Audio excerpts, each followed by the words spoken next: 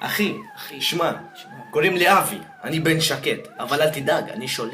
אני לא צוחק, אני רציני, אחי. תעסק איתי, אני אזון אותך, ואת אחותך, יא בן של זונה. אל תשכח את השם, A-V-I. באים לריב איתי, מקבלים ישר בלאק-אוט, במכה אחת מוריד לכולם נוק-אוט.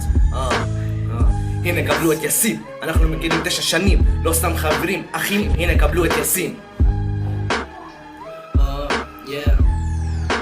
ערבים, יהודים, רוסים, בלד, כולם חברים, יושבים בספסל, שותים, ואולי גם מעשנים, סמים, תתעסק, תקבל ישר לפנים, אבל מה, כולם עוזרים בשעת צרה, אבל יש כמה מפגרים שהעריכו כוס, שכחו מאיתנו המסריחים. אל תדאג, אומרים בתחנת המשטרה, מאחורי הגב, הם פותחים עליך הכל, כמו גרעין זורקים אותך לפח תוך שנייה. אתה לבד, שב בשקט אל תגיב, כי אלוהים מלמעלה, על הכל מקשיב. עוד שנה אתה נעודד לאחרים, ומה?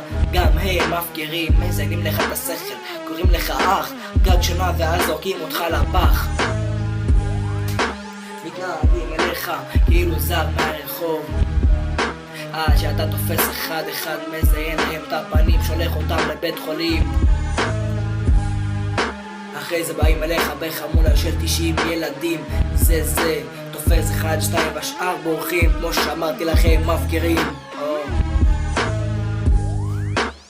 אחי, עזוב את השטויות, נדבר עם בנות, חבר לוקח שכח ממך כדי ליהנות. חברים, מי המציא את החברים? עדיף חבר קרן מאשר חבר בלי ביצים.